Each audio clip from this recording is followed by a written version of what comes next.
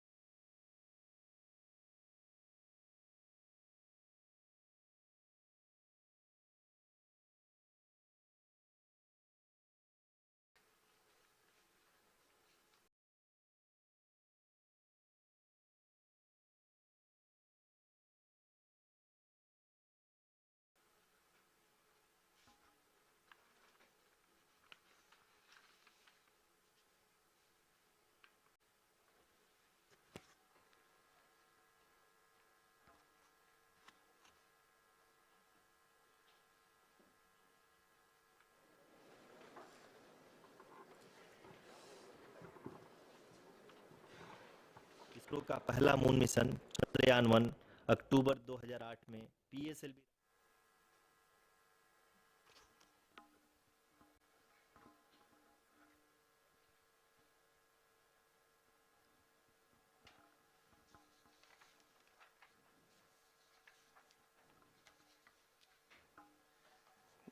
धन्यवाद आरुषि। अगर मैं सही मायने में कहूं तो अंतरिक्ष का कोई भी मिशन हो और चाहे किसी भी देश के द्वारा संचालित किया जा रहा हो, इसरो मिशन की निश्चितता और अनिश्चितता के बीच बहुत ही महीन अंतर होता है। जिससे कि एक मिशन सफल या असफल होता है। लेकिन ना हम थके, ना हम हारे। हमने पिछली कमियों को सुधारते हुए आज पूरी तरह से आश्वस्त किया है कि लैंडर मॉड्यूल निश्चित तौर पे चंद्रमा के सतह पर सेफ और सॉफ्ट लैंडिंग करेगा। सभी दर्शकों के जानकारी के लिए अब हम इसरो के अब तक के सभी लूनर मिशंस को संक्षिप्त विवरण प्रस्तुत करेंगे। जी हाँ, इसरो का पहला मून मिशन चंद्रयान-1 अक्टूबर 2008 में पीएसएलवी रॉकेट के द्वारा सफलतापूर्वक प्रक्षेपित किया गया था। चंद्रयान-1 ने चंद्रमा के सतह पर पानी की खोज करके पहले ही इतिहास रच चुका है। यही कारण है कि आजकल विश्व के तमाम अंतरिक्ष वैज्ञानिक और स्पेस एजेंसियां चंद्रमा को और करीब से जानने के लिए उत्सुक दिख रही हैं। अगर हम बात करें चंद्रयान-2 की, जो इसरो का दूसरा मिशन है, जुलाई 2019 में इसरो के सबसे ताकतवर रॉकेट LVM-3 द्वारा सफलतापूर्वक प्रक्षेपित किया गया था और आज भी लगभग 4 साल बाद यह चंद्रमा के 100 किलोमीटर के सर्कुलर ऑर्बिट में घूमते हुए बहुत ही उत्तम क्वालिटी का डेटा प्रदान कर रहा है। मिशन के प्रारंभ में इसकी आयु 1 साल निर्धारित की गई थी, परंतु LVM-3 द्वारा बहुत ही सटीक इंजेक्शन और मिशन मैनेजमेंट की वजह से चंद्रयान-2 काफी लंबे समय तक कार्यरत रहेगा। अब तक चंद्रयान-2 चंद्रमा के लगभग सभी भागों का चित्र ले चुका है। इसका एक बहुत ही महत्वपूर्ण पेलोड OHRC यानी कि ऑर्बिटर हाई रेजोल्यूशन कैमरा विश्व का सबसे बेहतरीन कैमरा है, जो कि चंद्रमा की सतह का लगातार पिक्चर भेज रहा है। अब मैं ROC जी से निवेदन करूंगा कि वो आप लोगों को इसरो के वर्तमान मिशन चंद्रयान-3 के बारे में बताएं। अभी आपने मिश्रा जी के द्वारा सुना इसरो के अब तक के लूनार मिशंस का विवरण। अब चलते हैं towards Chandrayaan-3, the follow-up mission of Chandrayaan-2, which has been designed to accomplish our mission goals. The primary objective of Chandrayaan-3 mission is the demonstration of safe and soft landing on the lunar surface. This demonstration is a critical aspect for ISRO's future interplanetary missions. In addition to this, the mission objectives also include demonstration of roving capability and conduction of in situ scientific experiments on Moon's surface. Carried on the shoulders of India's heaviest rocket LVM-3 on the 14th of July, Chandrayaan-3 was placed in the precise elliptic parking orbit of size 170 by 36,500 kilometers. ISRO, in its mission plan of following the incremental trajectory approach, carried a total of 5 earthbound maneuvers.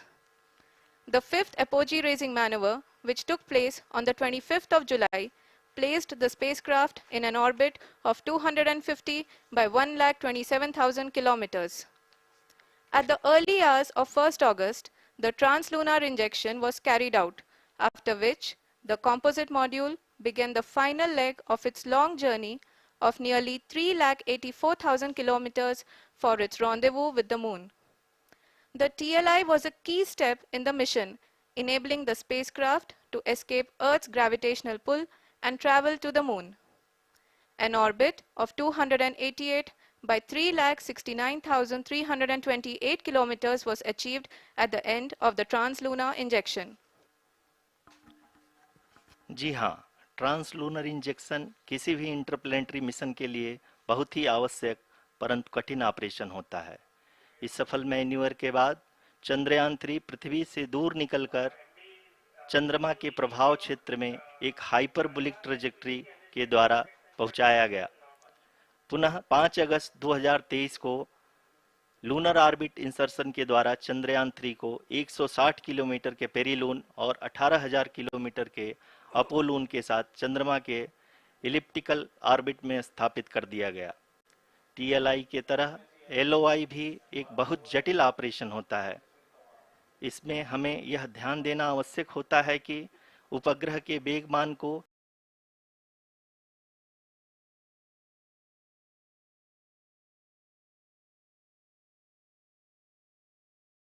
एक निश्चित बिंदु से घटाया जा सके, अन्यथा उपग्रह चंद्रमा के प्रभाव क्षेत्र से बाहर निकल जाएगा।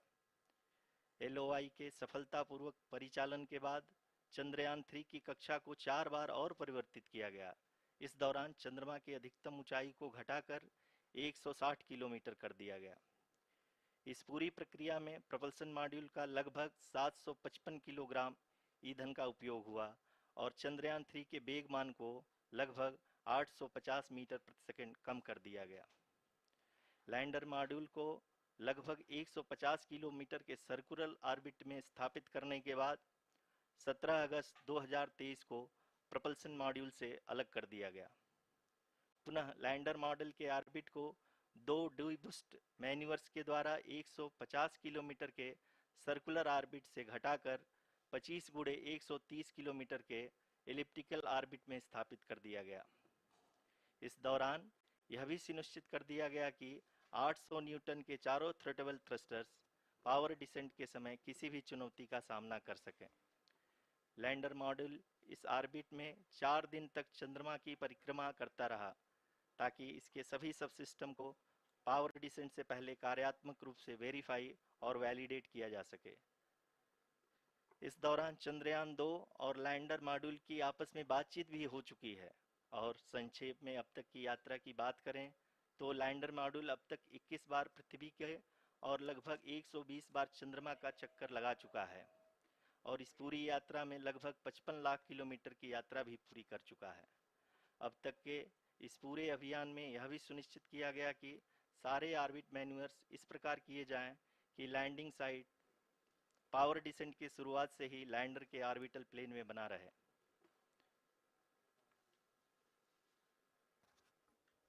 Make it further That is true complicated. indeed. We have arrived at the crucial juncture wherein the orbit plane contains the desired landing site at the start of powered descent. We are also happy to announce that live images from the Chandrayaan-3 lander imager camera is being received continuously.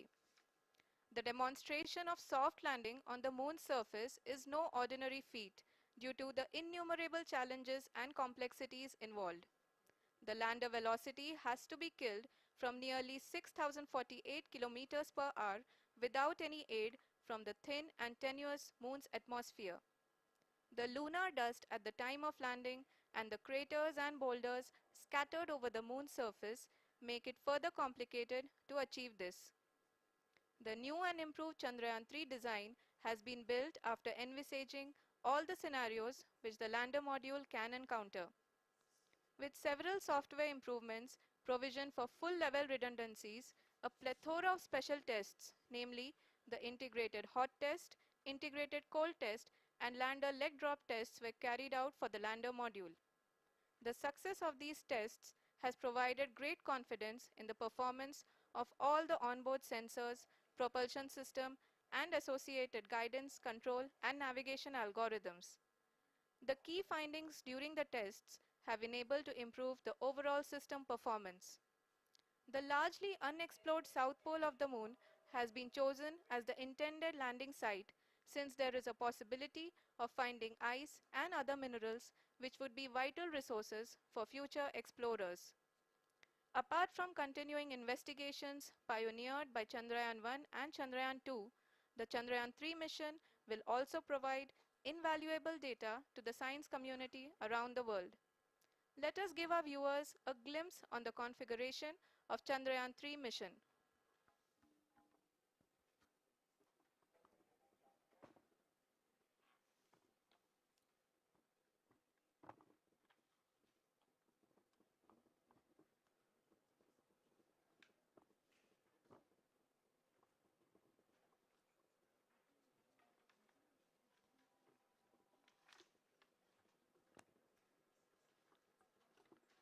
Chandrayaan 3 का mission plan लगभग चंद्रयान 2 की तरह ही बनाया गया है।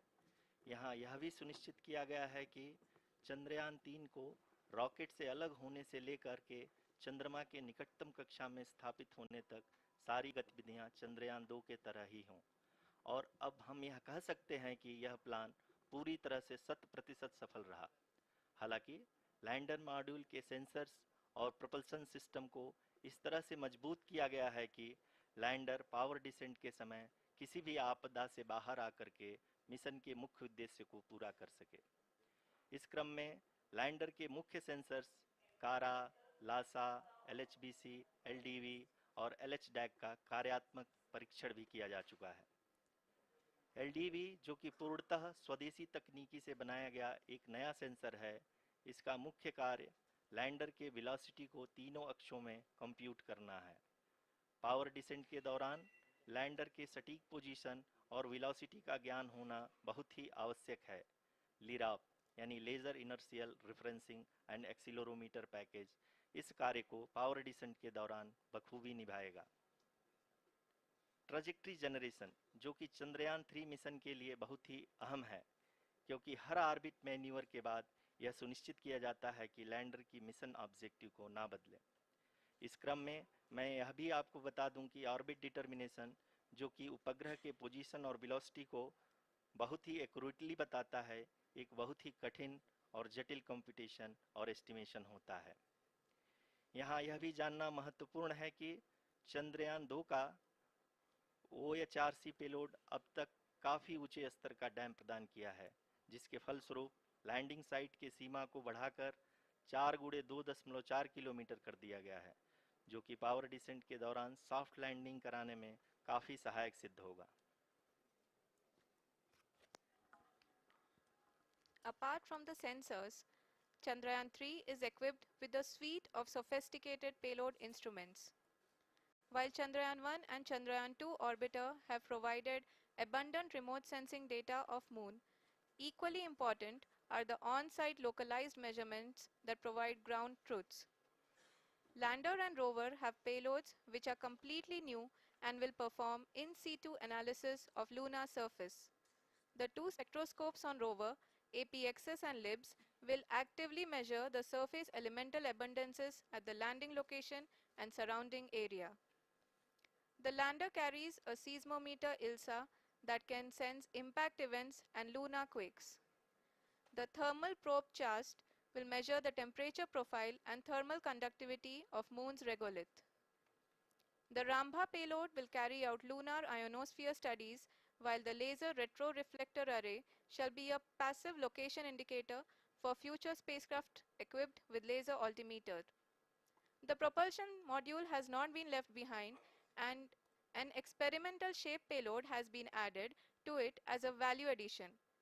It will help in understanding the nature and characteristics of water-rich planets and will also aid in the future study of potentially habitable exoplanets.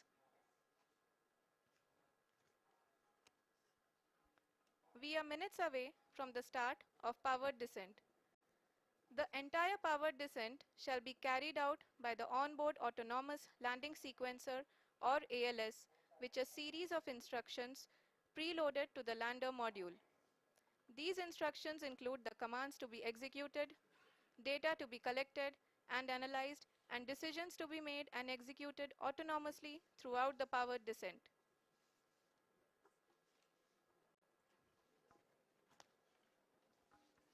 जी हाँ, अब हम पावर डिसेंट के बहुत ही करीब आ चुके हैं। हम आपको बताते चलें कि पावर डिसेंट को कुल 4 चरणों में बांटा गया है।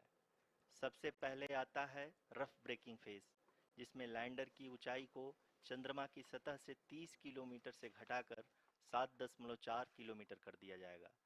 इस पूरी प्रक्रिया को पूरा करने में लगभग 11.5 मिनट लगेगा और इसका समानांतर वेग 1680 मीटर प्रति सेकंड से घटाकर 358 मीटर प्रति सेकंड हो जाएगा।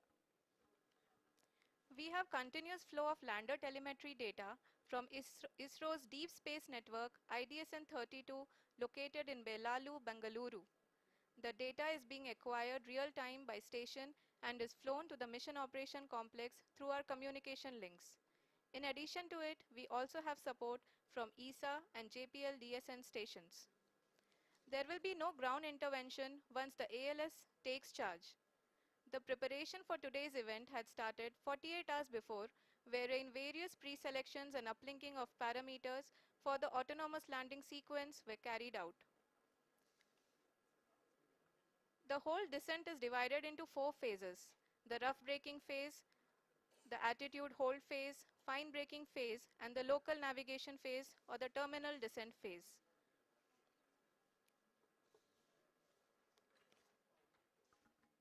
जी हाँ, एटीट्यूड होल्ड फेज, जो कि पावर डिसेंट का दूसरा चरण है, एक बहुत ही महत्वपूर्ण फेज है। इस 10 सेकंड के स्मॉल ड्यूरेशन के दौरान लैंडर के दो महत्वपूर्ण सेंसर, कारा और लासा, लैंडर की ऊंचाई की गणना करेंगे। इस फेज के पूरा होते ही लैंडर चंद्रमा के सतह से कुल 6.8 किलोमीटर की ऊंचाई पर होगा। During the rough braking phase, the lander velocity shall be brought down from 1680 meters per second to 358 meters per second. The altitude will be brought down from 30 kilometers to 7.4 kilometers at the end of rough braking.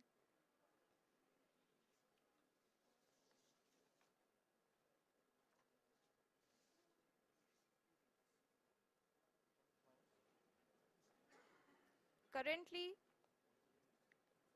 we can see the scientists are analyzing the lander data.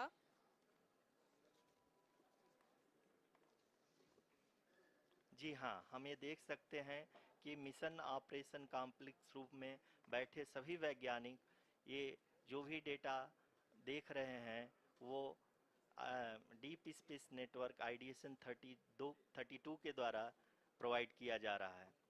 और अगर हम अब बात करें power descent के तीसरे चरण का, जो कि फाइन ब्रेकिंग फेज होगा, जिसमें लैंडिंग साइट से जस्ट 800 मीटर की ऊंचाई पर वर्टिकली होगा। इस चरण को पूरा होने में लगभग 3 मिनट लगेंगे और इस चरण के पूरा होते ही लैंडर की वेलोसिटी लगभग शून्य हो जाएगी। The scientists here at ISTRAC are glued to their systems, analyzing all sorts of complex data. We are very close to the power descent, to the start of the power descent phase.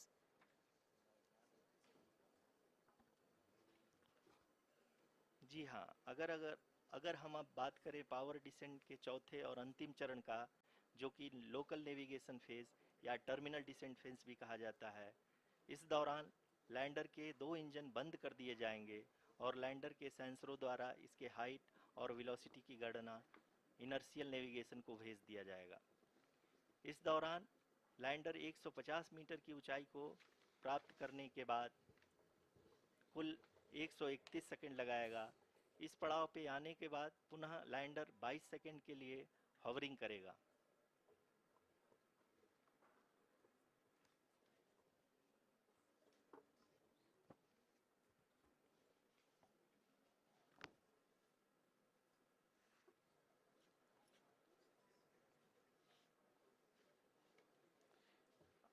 आप इस समय अपने screen पे mission operation complex में बैठे सभी मान्यगणों को देख सकते हैं, जो कि बहुत ही उत्सुकता के साथ टेलीमेट्री डेटा को देख रहे हैं।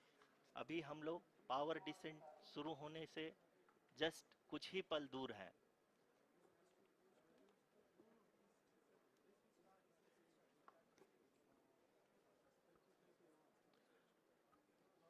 पावर डिसेंट शुरू होने में लगभग 30 सेकंड ही बचा है और हमको ये सारे data mission operation complex room में आईडीएसन 32 के द्वारा, जो कि लगातार लैंडर के कनेक्शन में बना हुआ है, प्रदान कर रहा है। Dear viewers, the pivotal power descent has begun and the lander module is propelling towards the moon's surface along the intended trajectory.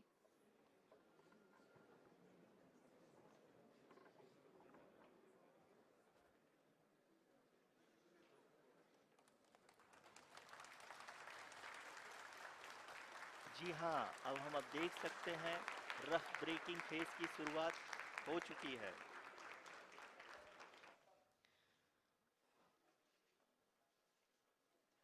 During this rough braking phase, the lander velocity shall be brought down from 1680 meters per second to 358 meters per second. The altitude will be brought down from 30 kilometers to 7.4 kilometers at the end of rough braking. All this in the duration of 690 seconds or 11.5 minutes. Currently, the Laser Inertial Reference and Accelerometer package (LIRAP) is aiding in the navigation.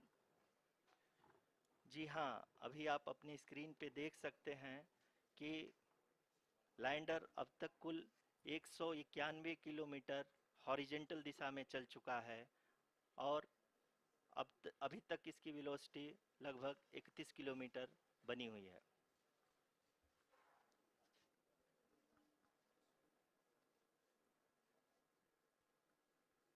The lander module has traveled a distance of approximately 228 kilometers. The complete downrange that will be traveled during this phase shall be nearly 713.5 kilometers.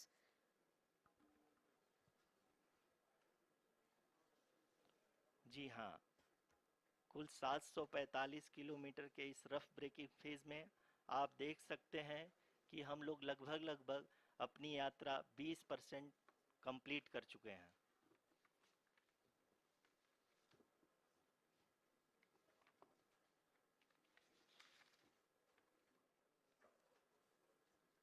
Power descent की यह शुरुआत हम कह सकते हैं कि बहुत ही सटीक और सधी हुई है, जिसमें लैंडर अपने वेगमान को अनुमानित तरीके से घटा रहा है।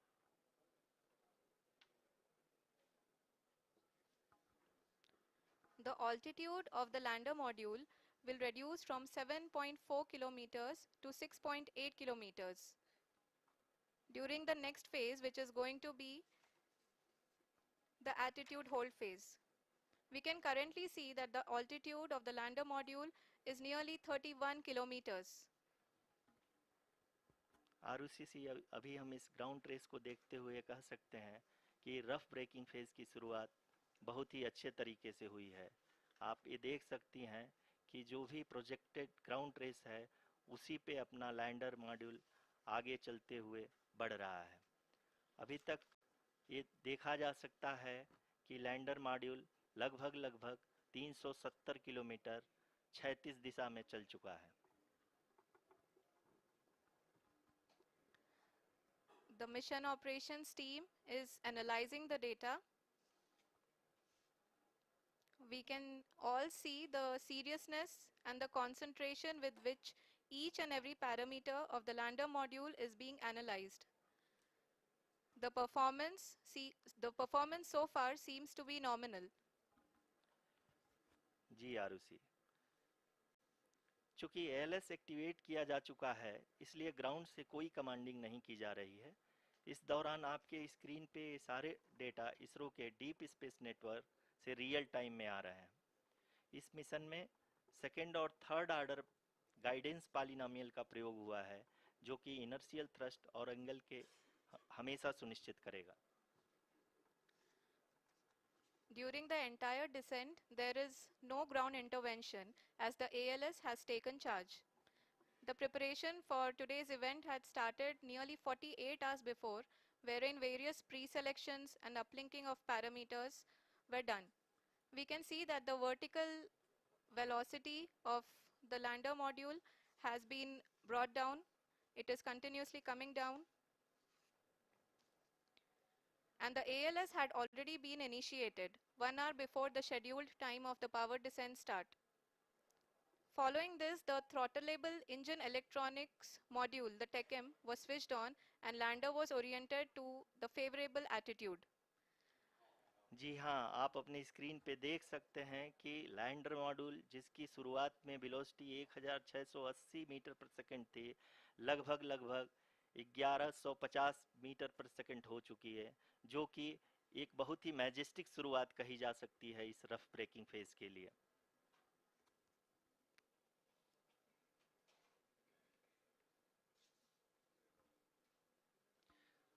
यहाँ पे मैं आपको ये भी बताते चलूँ कि आप अपने स्क्रीन पे देख सकते हैं कि द लैंडर मॉड्यूल का आल्टीट्यूड धीरे धीरे अब कम होता हुआ दिख रहा है, और जो कि एक्सपेक्टेड भी है। अभी हम बात करें करंट आल्टीट्यूड की, तो जो कि 28.6 किलोमीटर के आसपास है। आप स्क्रीन पर ये भी देख सकते हैं Chandrayaan-3 lander imager display. The lander imager is continuously taking photographs of the moon's surface, and that is also being streamed here. Currently, the horizontal velocity has been brought down and the distance traveled is 574 kilometers. The current altitude is 27 kilometers as can be seen on the screen. जी हाँ, करीब करीब अपने आधे सफ़र को पूरा करते हुए इस रफ ब्रेकिंग फेज में लैंडर बहुत ही आगे की तरफ बढ़ते हुए अपनी ऊंचाई को घटा रहा है। अगर अब बात करें तो लैंडर की ऊंचाई चंद्रमा के सतह से लगभग 27 किलोमीटर से नीचे हो चुकी है, करीब करीब 26.7 किलोमीटर के आसपास है। The next phase after the rough braking phase is the attitude hold phase, which will be for a duration of nearly 10 seconds. The lander will be oriented such that both the altimeters will be looking exactly towards the moon's surface. At the end of this attitude hold phase, height measurement update to navigation system will be given from the laser and car band altimeters. Currently, we are in the middle of the rough braking phase. जी हाँ, अगर हम ध्यान से देखें तो लगभग 8 minute की यात्रा के बाद लैंडर अपनी हॉरिजेंटल वेलोसिटी को लगातार कम करते हुए अपनी ऊंचाई अभी की ऊंचाई के समय 24 किलोमीटर की ऊंचाई प्राप्त कर चुका है।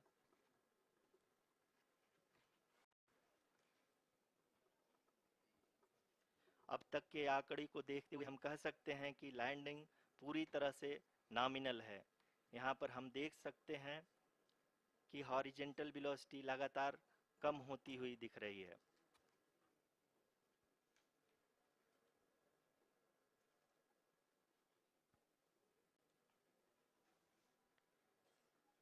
The altitude of lander from ground is currently 22 kilometer, which is again going to be coming down, and that is expected. For the viewers who have joined now, we are in the power descent phase, and we are in the rough braking phase, which is the first phase of the power descent. We have currently traveled a downrange of 697 kilometers, and the downrange that has to be traveled during this phase is 713.5 kilometers. जी हाँ, अभी आप देख सकते हैं कि lander की horizontal velocity लगभग 720 metre प्रति सेकंड हो गई है। लगभग हम ये कह सकते हैं कि 900 मीटर प्रति सेकंड वेलोसिटी को कम किया जा चुका है।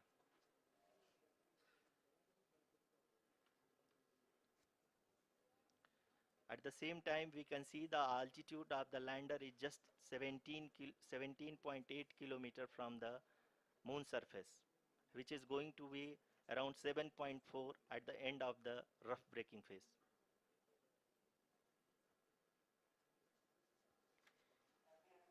इस फेज के बाद हम जाएंगे towards the attitude hold phase, where we will be expecting sensor update from the laser and car band altimeters.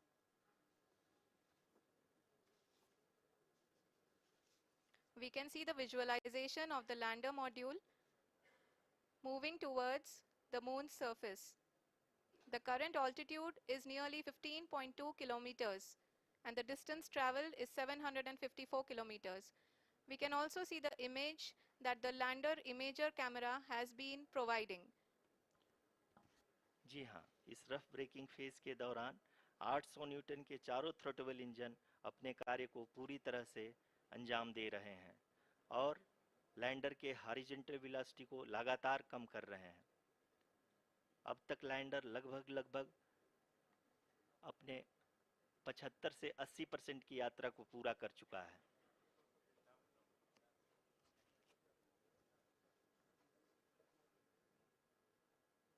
After the rough braking and the attitude hold phase, we shall be having the fine braking phase, which will continue for nearly 3 minutes.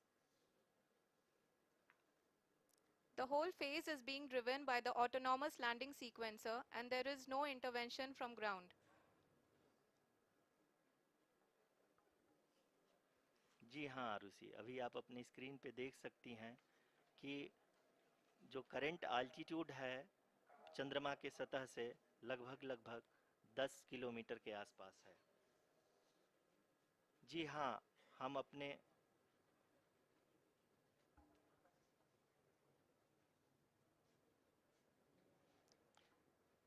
जी हाँ, हमारे प्रधानमंत्री जी श्री नरेंद्र मोदी जी हम सभी का उत्साहवर्धन करने के लिए दक्षिणी अफ्रीका के जोहानसबर्ग से जुड़ गए हैं।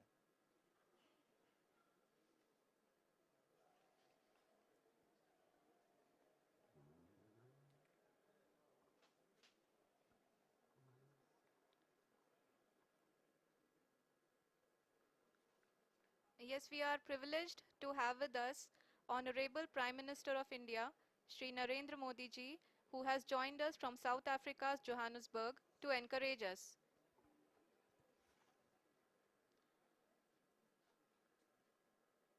जी हाँ, आप ये देख सकते हैं एल्टीट्यूड होल्ड फेस भी बहुत ही आसानी से लैंडर फेस ने पार कर लिया है और अब फाइन ब्रेकिंग की शुरुआत हो चुकी है। अभी हम ये देख सकते हैं कि लैंडर की ऊंचाई लगभग 5.6 किलोमीटर है, जो कि इस फेज के उपरांत लगभग 800 मीटर हो जाएगी।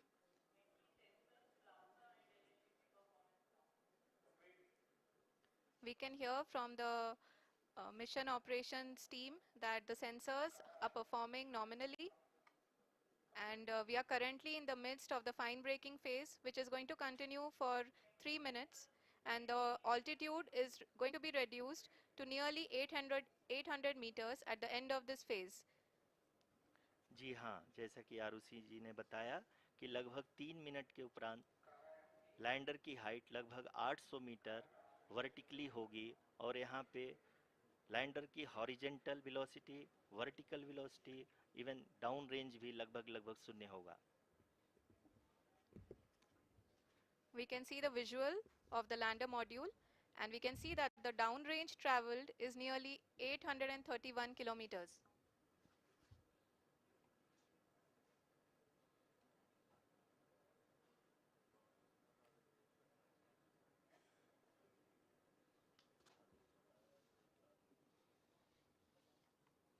जी हाँ, आप अपनी स्क्रीन पे देख सकते हैं कि लैंडर की ऊंचाई अब चंद्रमा के सतह से लगभग 3 किलोमीटर से कम हो चुकी है। We are very close to the moon's surface, nearly 2.6 kilometers as we can see.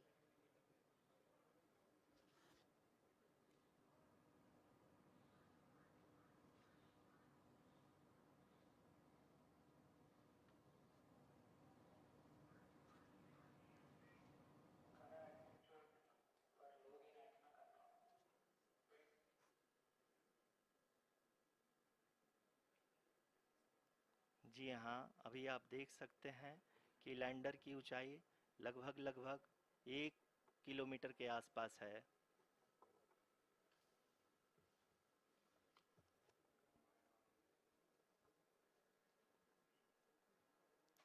We are nearing the final phase of the power descent, which is going to be the vertical descent phase or the local navigation phase.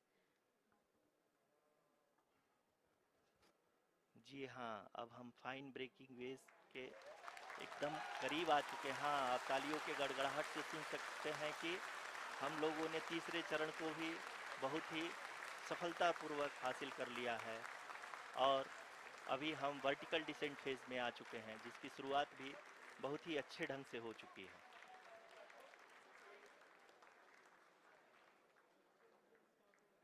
Lot of applause indicates that till now the performance has been nominal.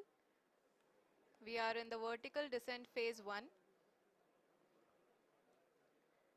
The altitude is being brought down from 800 meters, and we are nearing and approaching the lunar surface. जी, आप अपनी screen पे देख सकते हैं कि lander का height लगातार कम होता जा रहा है। इस समय हम लैंडिंग साइट के जस्ट ऊपर हैं और इस समय इसकी ऊंचाई लगभग 600 मीटर के आसपास है। इस फेज के दौरान लगभग 150 मीटर के ऊंचाई पे पहुंचने के बाद लैंडर अगेन लगभग 20 से 22 सेकंड के लिए हॉवरिंग करेगा। We are above the landing site.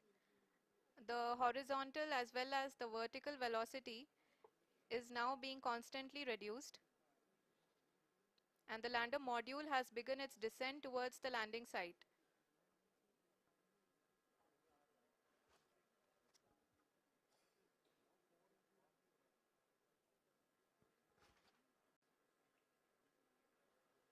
जी हाँ, आप अपने स्क्रीन पे देख सकते हैं ये जो पथ निर्धारित किया गया है, लैंडर पूरी तरह से उसी को ही फॉलो कर रहा है। इस समय हम लगभग 200 मीटर की हाइट से भी कम आ चुके हैं।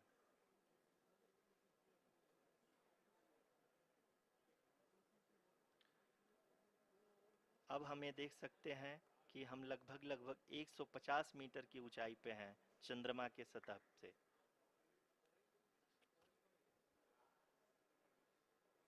We are approaching the vertical descent phase 2, which will have the lander module hovering at nearly 150 meters above the lunar surface.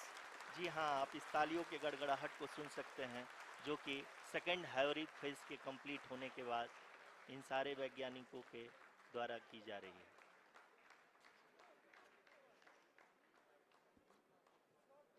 जी हाँ, आप अगर फिर से ध्यान से देखें तो एल्टीट्यूड पुनः कम होता जा रहा है। अभी हम लोग लगभग 135 मीटर की ऊंचाई पे हैं। The sensors that are updating at this point are providing confirmation of the safety of the landing site. As expected, the retargeting is going on, and this is a very good signature for the lander. अभी आप ये देख सकते हैं कि lander की ऊंचाई लगभग 65 मीटर के आसपास बची हुई है।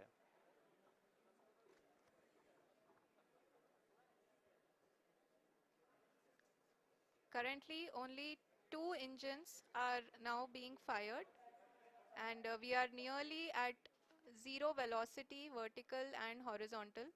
We were hovering, and now we are approaching the moon's surface. धीरे धीरे लैंडर की वेगमान को कम किया जा रहा है और हम अब लगभग 50 मीटर से भी कम आ चुके हैं। We can see the Honorable Prime Minister, Shri Narendra Modi ji, who is here to encourage us, and he is critically looking at the visuals.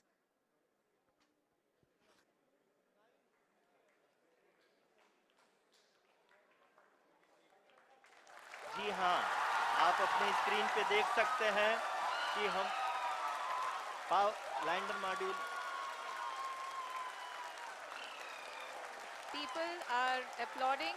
Let us all wait to hear from the Secretary Department of Space and Chairman ISRO, Shri S. Somnath.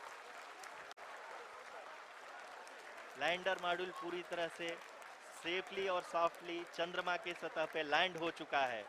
ये हम लोगों के लिए बहुत ही गर्व की बात है। हिंदी में एक कहावत है कि चंदा मामा दूर के, लेकिन अब हम ये कह सकते हैं कि चंदा मामा अपने घर के। बहुत ही उम्दा. The hard work of the entire ISRO community has come to fruition.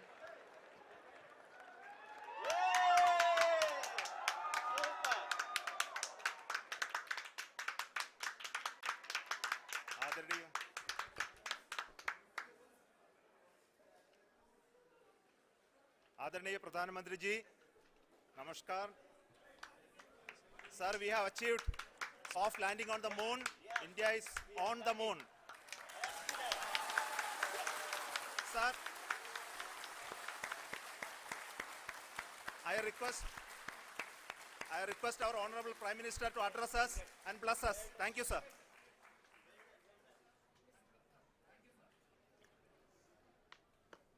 मेरे प्यारे परिवारजनों, जब हम अपनी आंखों के सामने ऐसा इतिहास बनते हुए देखते हैं तो जीवन धन्य हो जाता है। ऐसी ऐतिहासिक घटनाएं राष्ट्र जीवन की चिरंजीव चेतना बन जाती है। ये पल अविस्मरणीय है। ये क्षण अभूतपूर्व है। ये क्षण विकसित भारत के शंखनाद का है। ये क्षण नए भारत के जयघोष का है। ये क्षण मुश्किलों के महासागर को पार करने का है। ये क्षण जीत के चंद्र पथ पर चलने का है। ये क्षण 140 करोड़ धड़कनों के सामर्थ्य का है। ये क्षण भारत में नई ऊर्जा, नया विश्वास, नई चेतना का है। ये क्षण भारत के उदयमान भाग्य के आह्वान का है। अमृत काल की प्रथम प्रभा में सफलता की ये अमृत वर्षा हुई है। हमने धरती पर संकल्प लिया और चांद पर उसे साकार किया। और हमारे वैज्ञानिक साथियों ने भी कहा, India is now on the moon. आज हम अंतरिक्ष में नए भारत की नई उड़ान के साक्षी बने हैं। साथियों, मैं इस समय ब्रिक्स समिट में हिस्सा लेने के लिए दक्षिण अफ्रीका में हूं, लेकिन हर देशवासी की तरह मेरा मन चंद्रयान महाअभियान पर भी लगा हुआ था। नया इतिहास बनते ही हर भारतीय जश्न में डूब गया है। हर घर में उत्सव शुरू हो गया है। हृदय से मैं भी अपने देशवासियों के साथ, अपने परिवारजनों के साथ इस उमंग और उल्लास से जुड़ा हुआ हूं। मैं टीम चंद्रयान को, इसरो को और देश के सभी वैज्ञानिकों को जी जान से बहुत बहुत बधाई देता हूं, जिन्होंने इस पल के लिए वर्षों तक इतना परिश्रम किया है। उत्साह, उमंग, आनंद और भावुकता से भरे इस अद्भुत पल के लिए मैं 140 करोड़ देशवासियों को भी कोटि कोटि बधाइयां देता हूं। मेरे परिवारजनों, हमारे वैज्ञानिकों के परिश्रम और प्रतिभा से भारत चंद्रमा के उस दक्षिणी ध्रुव पर पहुंचा है, जहां आज तक दुनिया का कोई भी देश नहीं पहुंच सका। अब आज के बाद से चांद से जुड़े मिथक बदल जाएंगे, कथानक भी बदल जाएंगे और नई पीढ़ी के लिए कहावतें भी बदल जाएगी। भारत में तो हम सभी लोग धरती को मां कहते हैं और चांद को मामा बुलाते हैं। कभी कहा जाता था, चंदा मामा बहुत दूर के हैं। चंदा मामा बहुत दूर के हैं। अब एक दिन वो भी आएगा जब बच्चे कहा करेंगे, चंदा मामा बस एक टूर के हैं।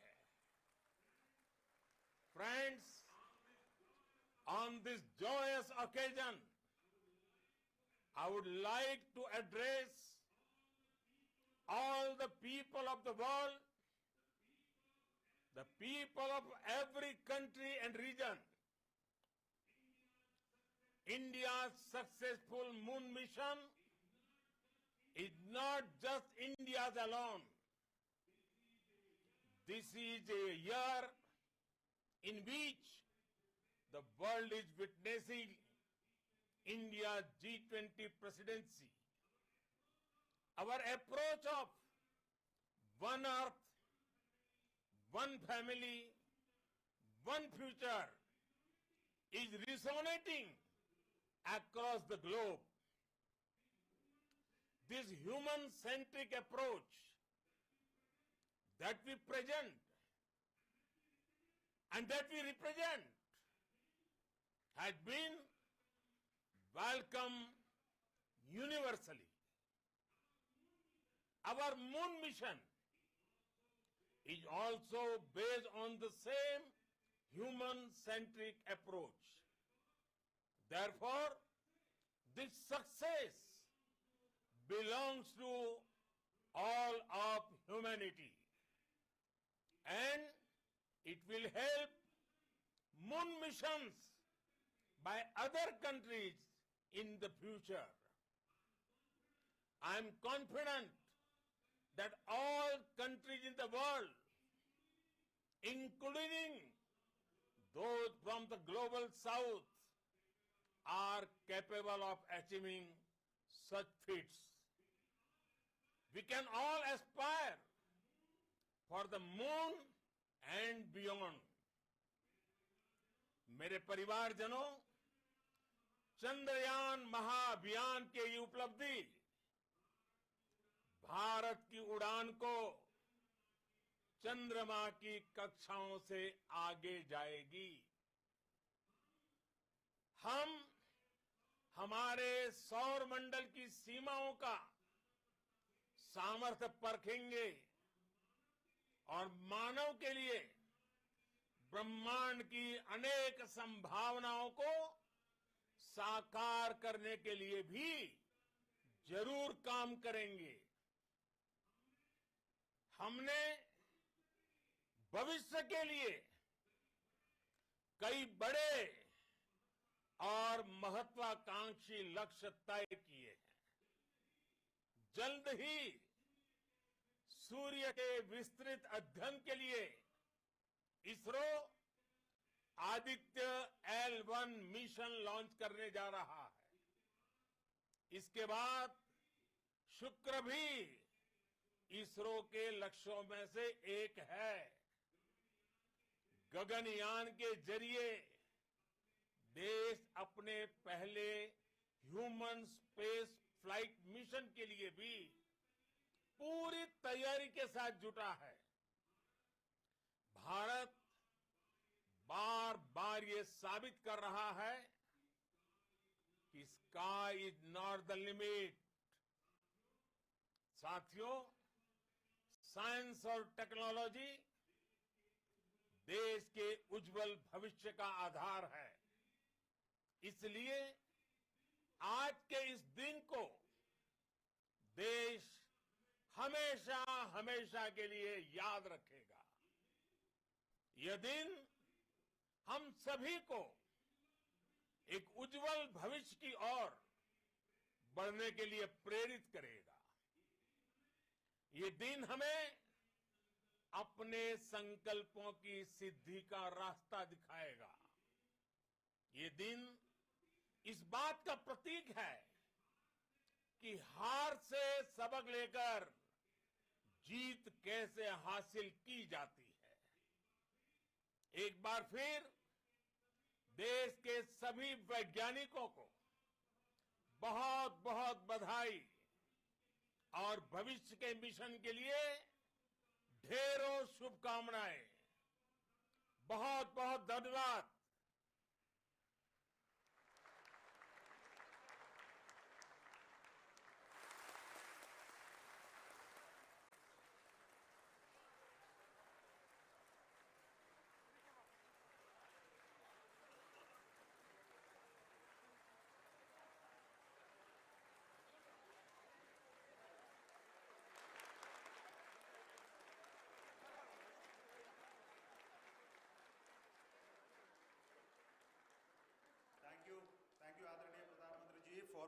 of our journey to this success.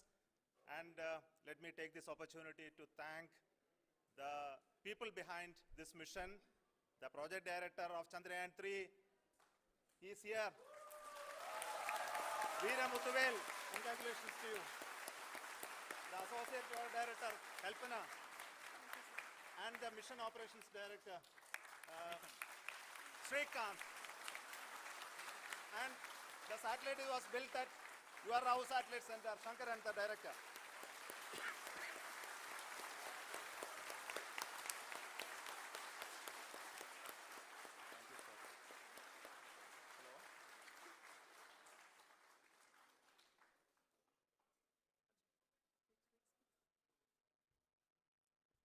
It's a great moment of happiness on behalf of team.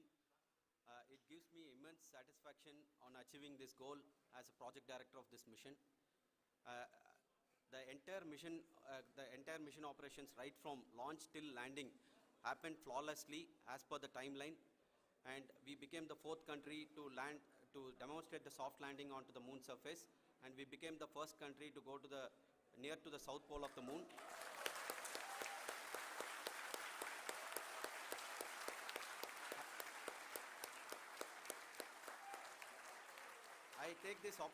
I take this opportunity to thank navigation, guidance and control team, propulsion team, sensors team and all the mainframe subsystems team who have brought success to this mission. I also take the opportunity to thank the Critical Operations Review Committee for thoroughly reviewing the mission operations right from launch till this date. The target was on spot because of the review process.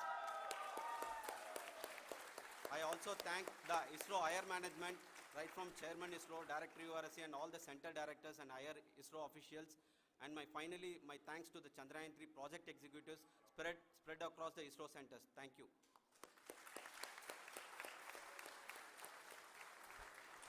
Mission Director Srikanth.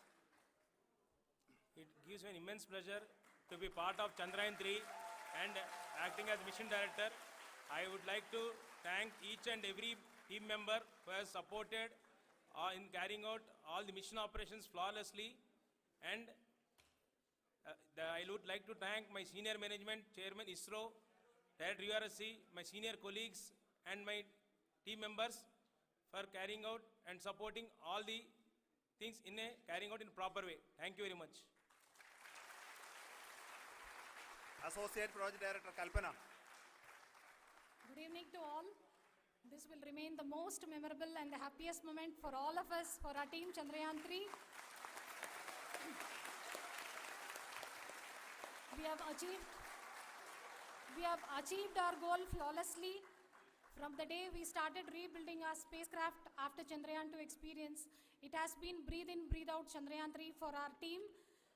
And starting from the reconfiguration to all the special tests and the simulations we have conducted meticulously, and this has been possible only because of our immense effort from our Chandrayaan-3 team, and of course with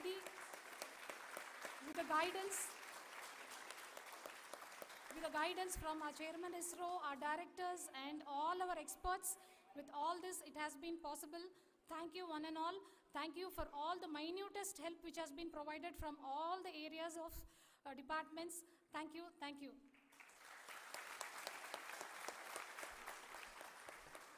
Now, Chandrayaan-3 is a result of the work done by thousands of scientists, engineers, our staff and industries and support team across ISRO and other places, other institutions. And Shankaran has been the lead of the center which integrated all of these efforts in the last so many years. So I request him to speak on behalf of all of you.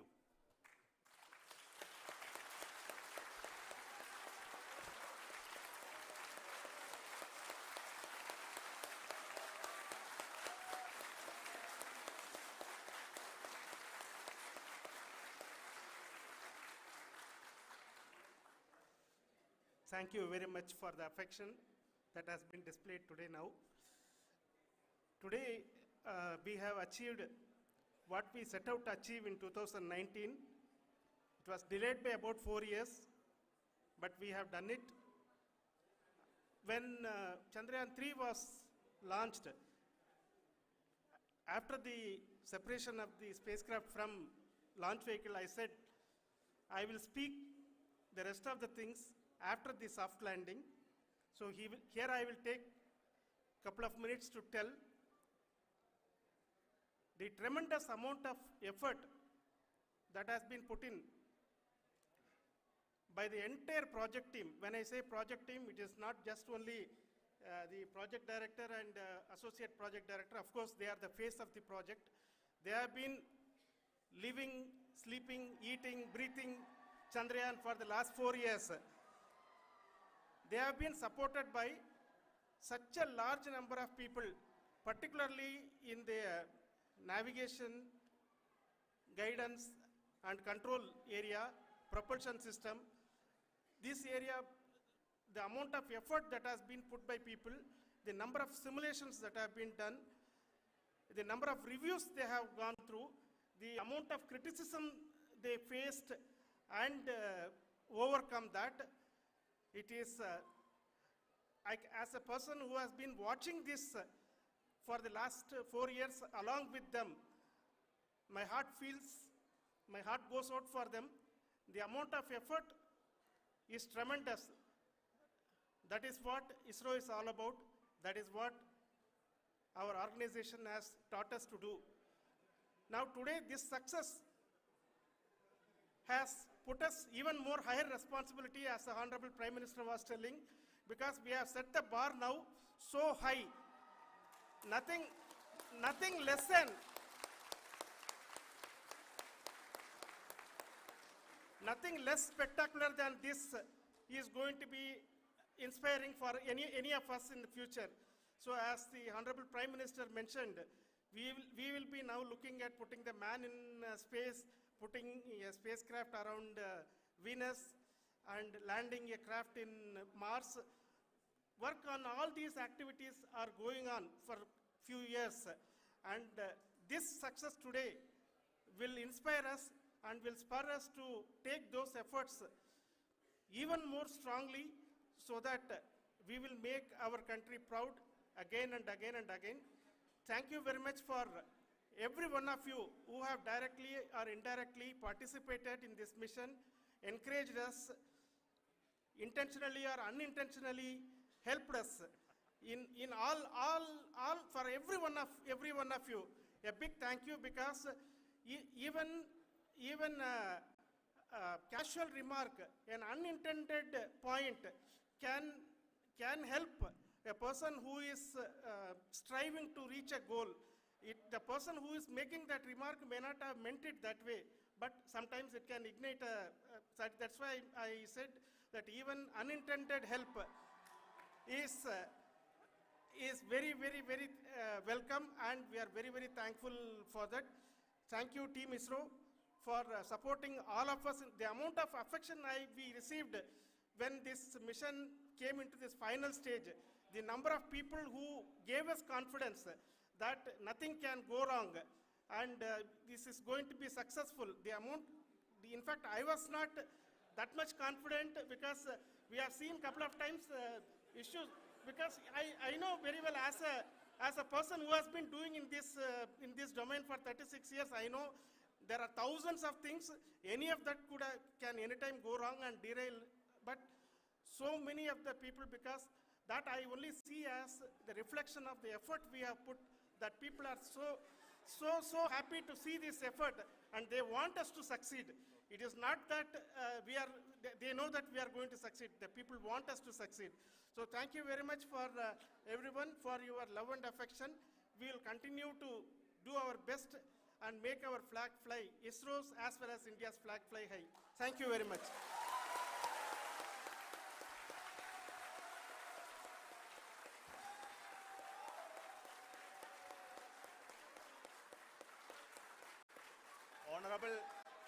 Honorable Prime Minister called me and conveyed his greetings to each one of you and your family, for the wonderful work you did in ISRO. So thanks are to him for the support that he is giving to us for missions like Chandrayaan-3 and the missions that are in the offing. I think that's a great word of comfort that we are receiving for pursuing the inspirational work that we are doing for the nation. I want to tell you, and I want to thank you also for each and everyone who prayed with us in the last many days, who wanted this success to happen in ISRO. I thank all those people all around the country and maybe beyond the country for their blessings and wishes and affection that he has given to each one of us for doing this work for the last so many years. I want to specifically thank some senior people who have been standing with us, especially the name of Kiran Kumar sir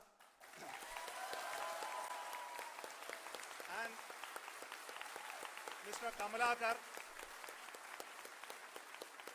Sri Koteshwar Rao. They have been helping so much. They were part of the team to help them to get the confidence and get the reviews done to ensure that nothing goes with any mistakes.